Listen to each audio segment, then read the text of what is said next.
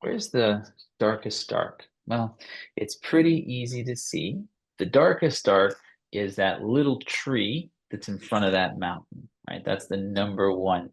But I think it's going to be easier for me to key the whole sky off the value of that mountain, right? So I can see that tree is the darkest dark down on the right, but let's block it in along with the mountain. I don't want to just block in that tree because I feel like we get more information out of, well, we just have more to anchor the sky on if we paint in the value, the number two value of the mountain. So let's start with the tree. Just say transparent red oxide and viridian, a two-color mixture, transparent red oxide and viridian. I'm going to lean a little bit towards viridian. And this is tube consistency paint. I'm not thinning it out. Number 4 brush here. And there is our little tree right there. That's the darkest thing I can see in this landscape. Um, it's just backlit. It's the natural value or the local value of the actual foliage is quite dark. So that's going to be the darkest dark. Okay, now I do want to paint the mountain around it as well. So how do we get that value? And let's just even look at the color. What color are we looking for there? It's a, I think that we're going to accomplish this very easily if we use cobalt, a little bit of transparent red oxide, and we're going to need some white in here as well. A little bit of white. There we go. And the mountain or the hill, I guess it is, but it isn't too far away. It's a number 2 value. So it's not as blue and cool as more distant things will be, right? So it's pretty close to us, but we're really getting, I'm just seeing that right there. It's gray. I think we can just make it gray, and it needs to be that number 2 value. So you don't want a number 1 value, you want a number 2. And that's just going to take quite a bit of this titanium. As you add titanium to any mixture, it tends to make the mixture cooler and grayer, at least grayer. So adding a little bit more transparent red oxide in there just so it doesn't get too terribly muted there. And that's just about a perfect number 2 value right there. So we're building a little value scale here. There's number 1, and there's value 2 on the scale. All right, and let's paint that in. This is still the darkest dark step. Our sky is pretty complex.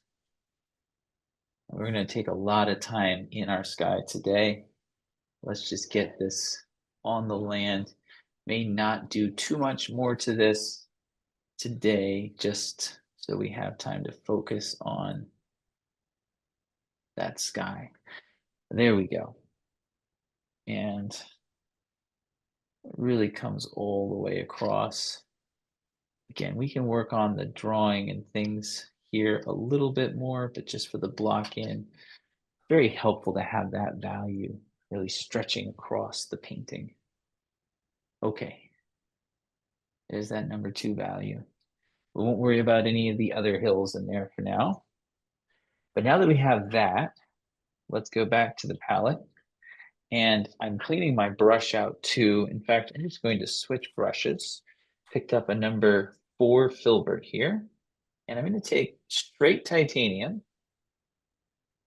and add a little gold ochre to that. So this is essentially still a number 1 value. I'm sorry, that's number 1 down there. This is number 10 up here. A number 10 value, which is the brightest we can get. And just want to show you in the value source here, those are the clouds, the shapes of the clouds that are right up against the right side. So let's just block those in. I'm going to grab a little of that to consistency again. get those lights. The sun is on the right side. We're getting some really bright, intense lights right away here. Okay. Those are the lightest parts, and that's Would what's you going to show us the sun. would you please repeat the colors you used to mix that? Yeah, just mostly titanium with just a tiny touch of gold ochre.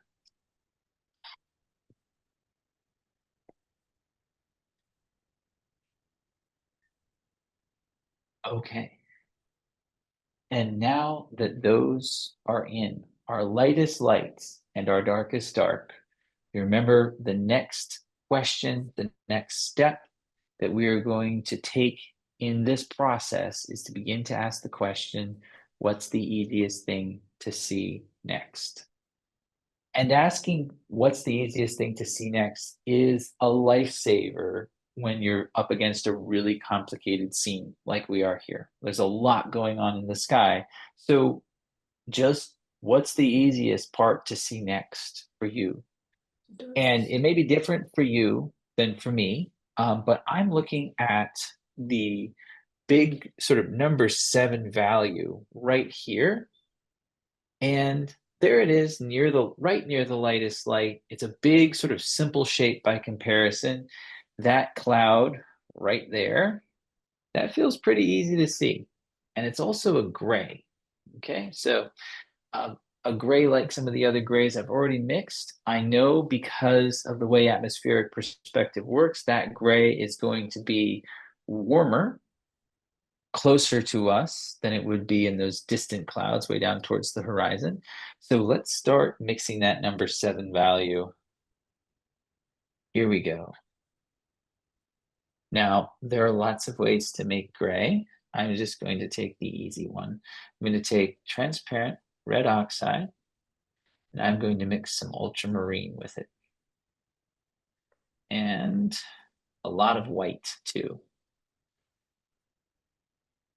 So they were just see how quickly you get a gray, just almost instant. If it's too brown looking, add a little bit more of that ultramarine and a little bit more of the white paint, and that'll bring it round nicely. And we need quite a bit of white in here to bring this to a value number 7, right? So value number 7, here we go. I think something that right in there. It's going to be value number 7, which is right here on the scale. Yeah, that looks good. In fact, I'm going to cover all of value number 7 with that so that it looks good again. There we go. So value number 7. And I'm just going to scumble it in. It might be a little bit too cool. So I'm going to take a little bit more transparent red oxide, just a hint in there. Fill in this shape.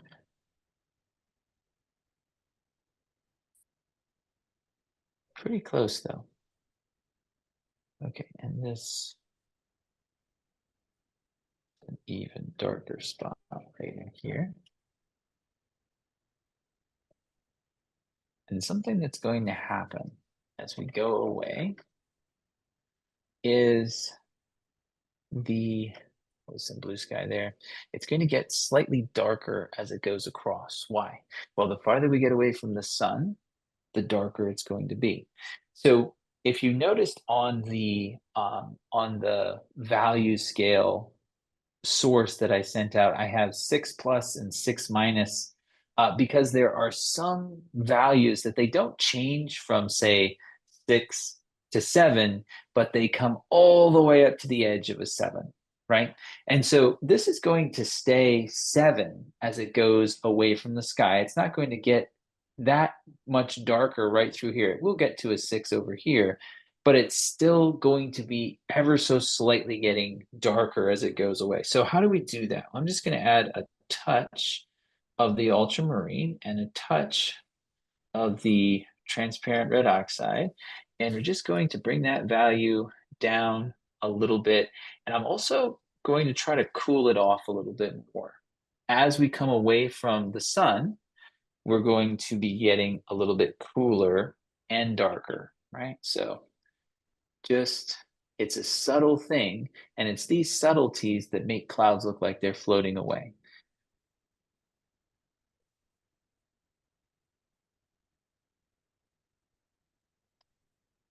Okay, we get all the way into that corner, and that's where we can go to a genuine value, number 6. So a little bit more transparent red oxide, a little bit more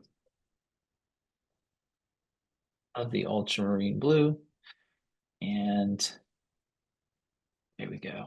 Okay, um, we are blocking in, we are asking the question, what's the easiest thing to see next? I want to draw a distinction here between this fussing that I'm doing with the value and worrying about color nuances. There'll be plenty of time to add more color to this painting in the future, but I wouldn't worry about that now. I would really focus on just getting accurate value right now, which is what I'm attempting to do here. So all this work is really more about value than color. I'm I'll try to get both, but if I only get value, that's going to be a good start. Okay, and just like that, the closest bank of clouds is blocked in. And I'm going to take a larger clean brush here and just sort of scumble it all the way across like that. We'll just soften it out. Just make sure that that's the gradient that we want it to be. Okay, one cloud down, a few clouds to go here. I am noticing that there's a darker value sort of right in here, or like that number 6 value. So I'm gonna put that in. And there's some other parts there.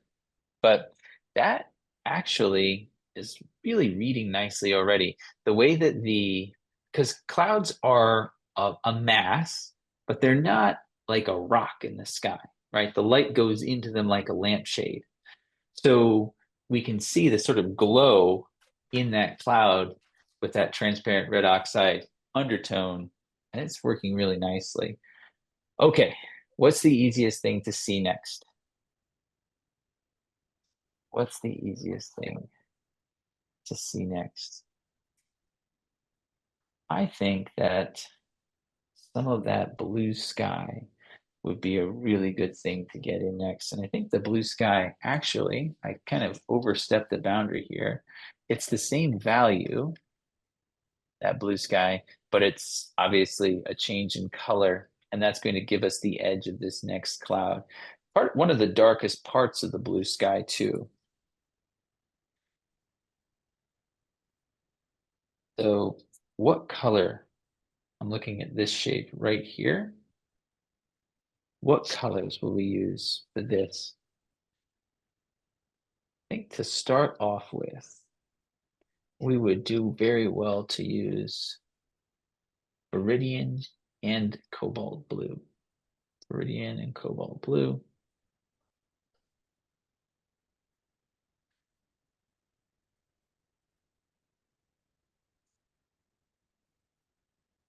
It wants to be squint value number 7, just about the same there. And that's a value number 6, so value number 7 is going to be a step up in value.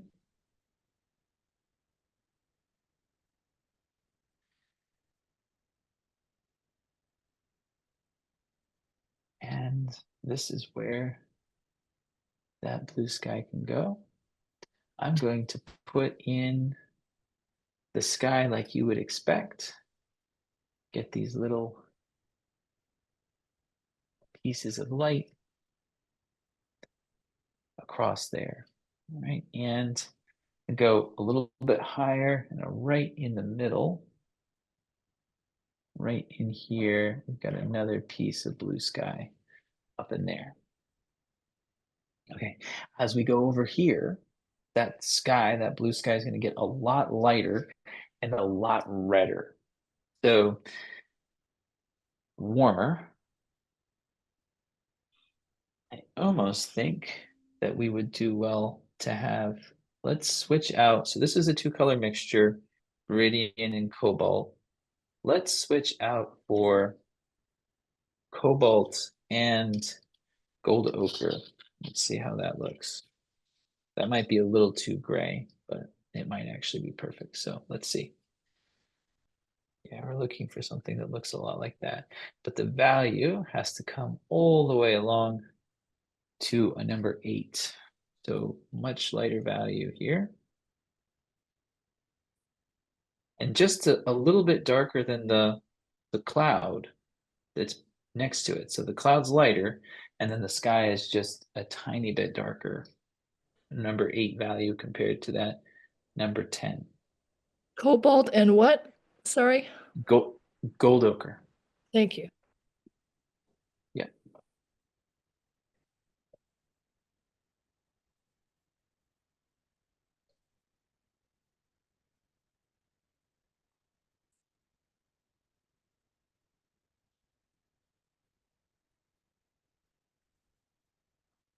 Fix the shapes and drawing.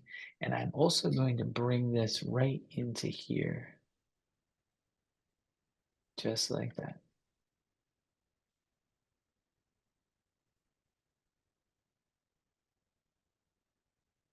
Was that a 6 value? Number 8. Oh, Number 8 eight. value. Oh, I don't. Oh, 7. Oh, I'm trying to look on the map. Got lost.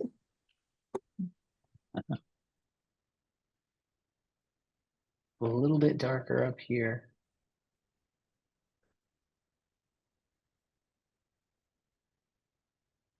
And why is it darker up there?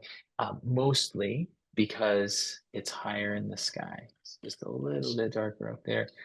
And yeah, there's more to do here, but that's a good start. And so we're already starting to build that gradient across. Still asking the question, what's the easiest thing to see next? And I think that this all down in here, it's so illuminated by the sun. It's so bright right through here down to here.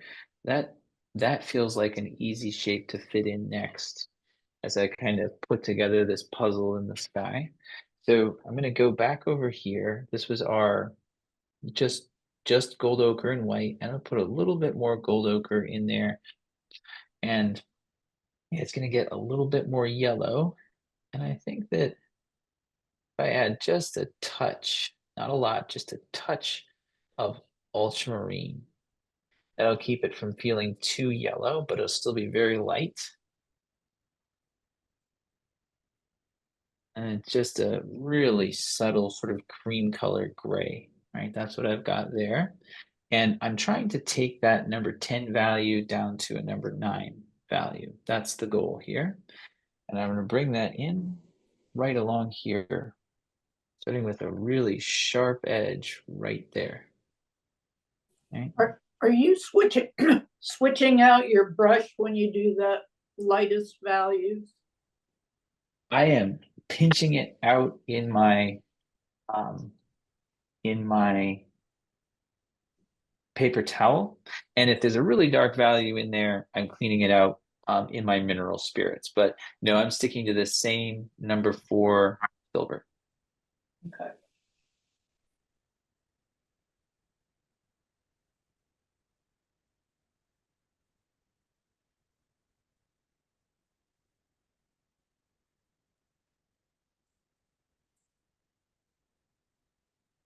And just like it would make sense, so I'm cleaning my brush right now. Just rinse it out in mineral spirits and then wring it out in a paper towel. And that's why I wear gloves now. My left thumb was starting to really ache, always pressing up against these spirits. And so it was a bad idea not to wear gloves before. It's a good idea to wear them now. So I just get them on Amazon then they're mechanics gloves. So I'm hoping they keep out the nasties and also hold up well, and they have. So black gloves. Anyway, I'm gonna remix that lightest light, gold ochre and white. And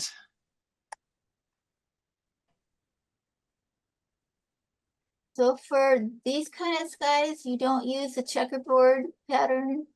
You only do that for the big expanse skies? I am attempting to use that in the openings. Oh, So where we oh, can see the blue sky, I'm putting in those little dabs. oh, yeah, I saw that, I missed it.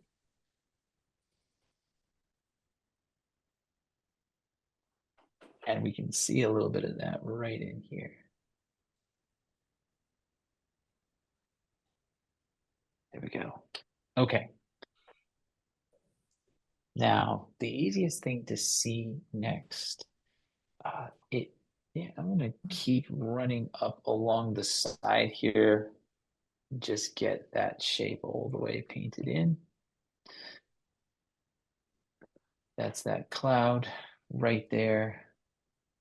Just bringing that gold ochre, ultramarine, and white mixture to about there. And then I think this comes down a little bit farther. There we go. Okay, so I think the easiest thing to see next for me is this big shape of gray that really goes across here. And we'll block that in, and that really is just about 25% of the sky. It's a really big shape compared to all the little shapes that I can see around it.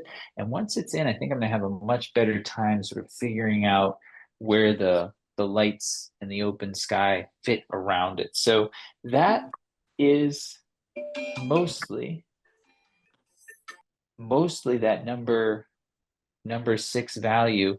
It's just in a deeper shadow. I think it's a thicker mass of cloud, so it's feeling a little bit darker right in the center here. I think that's why. So this was the number 6 value here, but let's just add more ultramarine to our transparent oxide red ultramarine mixture, and more ultramarine just cools it off more. So we're keeping it at that value number 6, but we're making it cooler. And the cooler is just as we want it to recede. So actually it started to cure a little bit. So I'm going to add a little bit of mineral spirits to sort of reactivate that quick dry white. Just a tiny bit of mineral spirits there. And I'm going to scumble it across here. See how it's cooler? That's going to help this go back.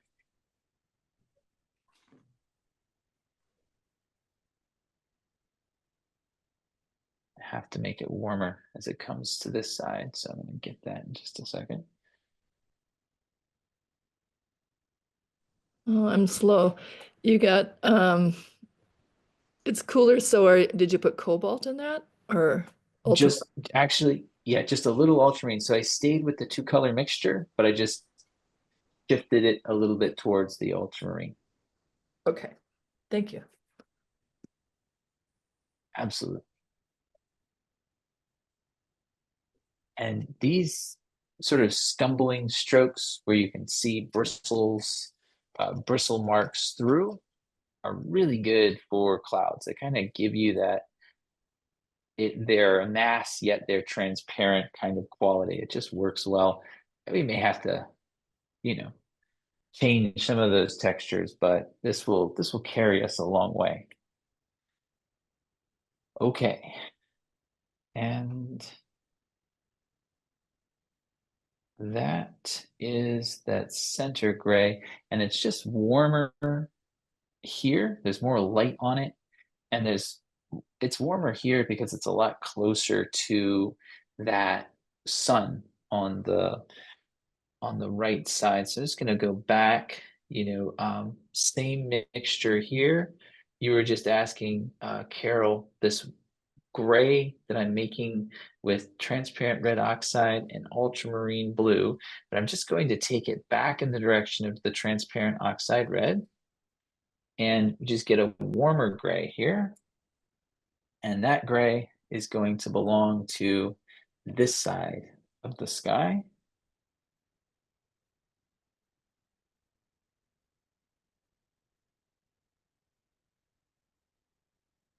Right like that. Get a little bit lighter right in there. And there's something to having transparent oxide red underneath that just makes this all go a little bit smoother, right? Because as it mixes up, it's doing the same thing as I'm doing on the palette. So you can see how this just a little bit more straightforward in these mixtures here. Okay, and there's some legitimate lights in here too that I'm kind of leaving out and I need to bring back in. But there's that modeling where we can see a little bit, they're transitioning to that lighter section up in there. Okay. And we have another cloud taking shape back there. The main thing about the clouds now is they are, you can see a lot of that warmth.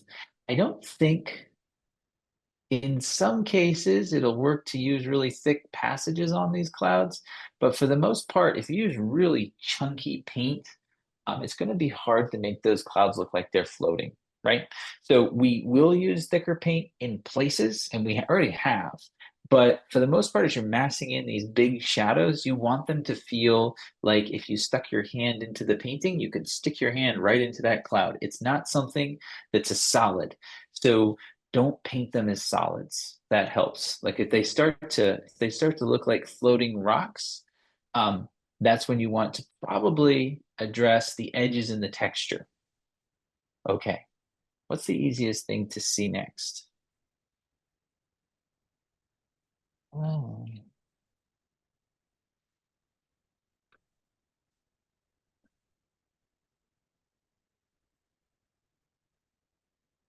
I think just this coming down through here. So this got a little bit lighter. I added white to it. And so I'm going to take it back. It says a number 7 value.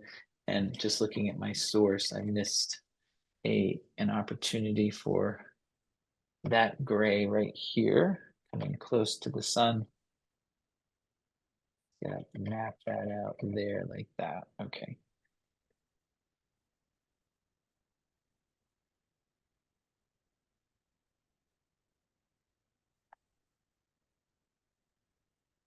Okay.